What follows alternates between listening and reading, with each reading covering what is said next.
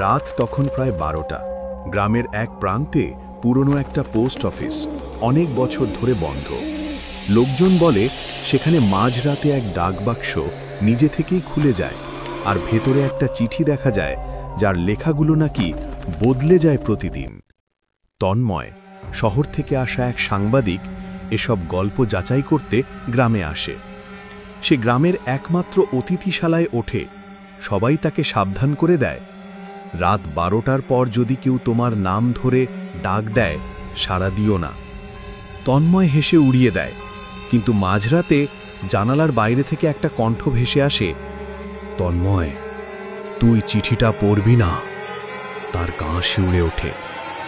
পরদিন সকালে সে যায় পুরনো পোস্ট অফিসে।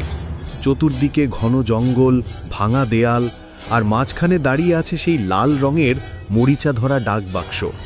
চিঠির মুখ দেখা যায় ভেতরে, কোনো নাম লেখা নেই, শুধু লেখা, আজ রাতেই তুই আমার নাম জানবি। রাতে সে আবার যায়, হাতে টর্চ লাইট। হঠাৎ বাতাস থেমে যায়, চারপাশে ভয়ানক নীরবতা।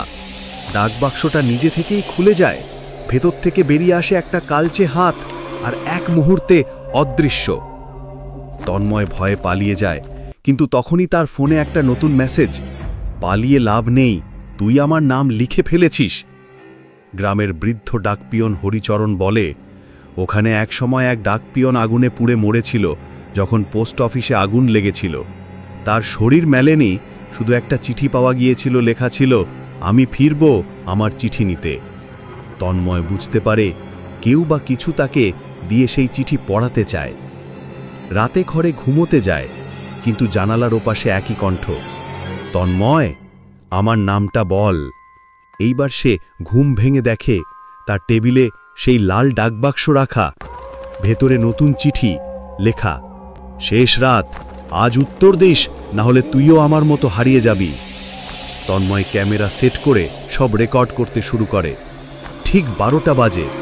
দরজা ঠাস করে বন্ধ হয়ে যায়, বাতি নিভে যায়। ডাকবাক্সটা খুলে যায়, ভেতর থেকে ধোঁয়া বেরোয়, আর একটা কণ্ঠ ভেসে আসে, তুমি চিঠি খুলেছ, এখন তুইও ডাকপিয়ন। ভোরে গ্রামের লোকজন তন্ময়ের ঘরে যায়, কেউ নেই, শুধু টেবিলে একটা নতুন চিঠি, যার উপরে লেখা, আমি তন্ময়, আজ থেকে আমি চিঠি পৌঁছে দিই ওদের কাছে। আর পোস্ট অফিসের সামনে সেই লাল ডাকবাক্সে এখন দুটো নাম, হরিচরণ, তন্ময়।